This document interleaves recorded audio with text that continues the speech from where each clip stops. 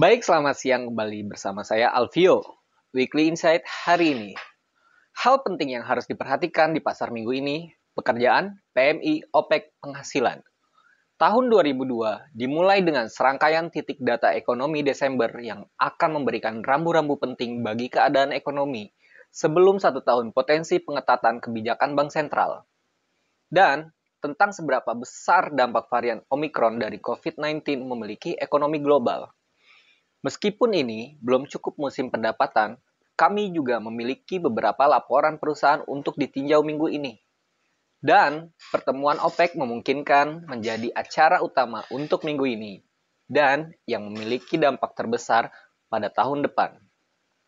Inilah yang perlu Anda perhatikan di minggu pertama tahun 2002 di pasar keuangan. Yang pertama, laporan pekerjaan Desember. Laporan non-farm payrolls Amerika Serikat, jobs keluar Jumat.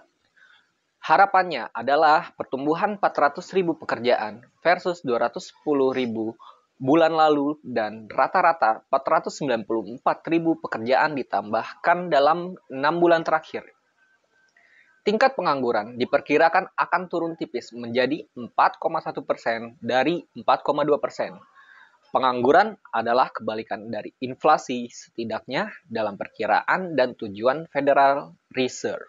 Sehingga laporan yang kuat akan memberi lebih banyak ruang kepada Fed untuk melanjutkan kenaikan suku bunga dan rencana pengetatan kebijakan.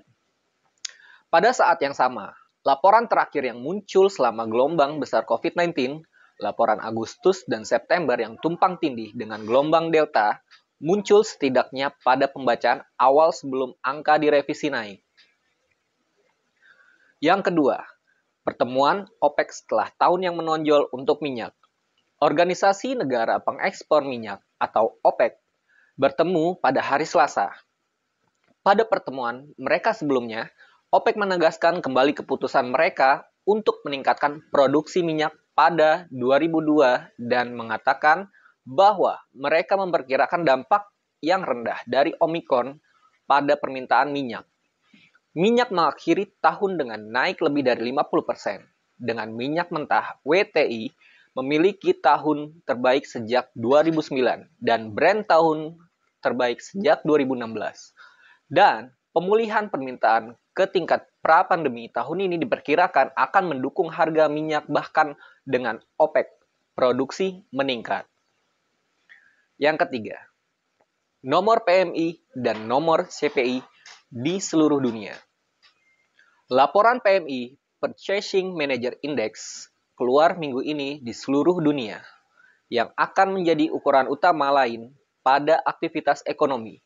Dengan tantangan rantai pasokan yang terus berlanjut, orang akan mengharapkan manufaktur meningkat sebagai bagian dari normalisasi. Tetapi perubahan perilaku dan cuaca musim dingin di belahan bumi utara dapat memperlambat pertumbuhan layanan. Laporan indeks harga konsumen dan indeks harga produsen juga keluar dari berbagai negara pada pekan ini. 2021 adalah tahun yang lebih banyak uang yang mengejar lebih sedikit barang dan pengalaman, menghasilkan inflasi.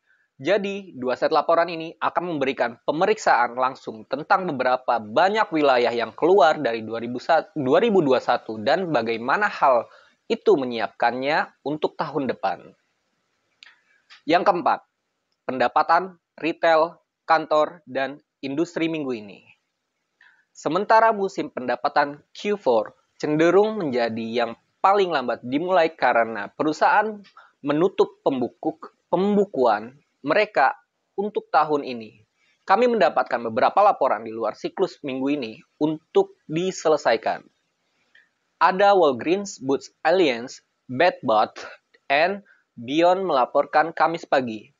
Herman Miller dan Knoll diperkirakan akan membukukan pendapatan 1,04 miliar dolar pada kuartal pertama sebagai entitas gabungan. Dan panggilan serta panduan akan menjadi indikator yang baik untuk mengetahui apakah perusahaan hanya menunda rencana untuk kembali ke kantor atau meninggalkan mereka. WD40 Constellation Brands, dan PriceSmart Inc. termasuk di antara reporter lain minggu ini. 5. Joe Biden dan Vladimir Putin untuk berbicara lagi. Presiden Amerika Serikat Joe Biden dan Presiden Rusia Vladimir Putin dijadwalkan untuk berbicara melalui telepon Kamis ini karena ketegangan di perbatasan Ukraina-Rusia berlanjut. Ini akan menandai panggilan kedua dalam 3 minggu di tengah penempatan 100.000 tentara Rusia di perbatasan Ukraina. Pejabat dari Amerika Serikat dan Rusia siap bertemu di Jenewa, Senin depan, 10 Januari, untuk negosiasi fakta keamanan yang terungkap dari krisis baru-baru ini. Presiden Biden juga diperkirakan akan berbicara dengan Presiden Ukraina Vladimir Zelensky hari ini untuk menyatakan dukungannya bagi Ukraina. Di luar risiko ketidakstabilan geopolitik dan apa artinya itu bagi pasar, situasi ini paling relevan bagi investor sehubungan dengan harga energi Eropa dan berdampak inflasi dalam rantai pasokan makanan dan di tempat lain.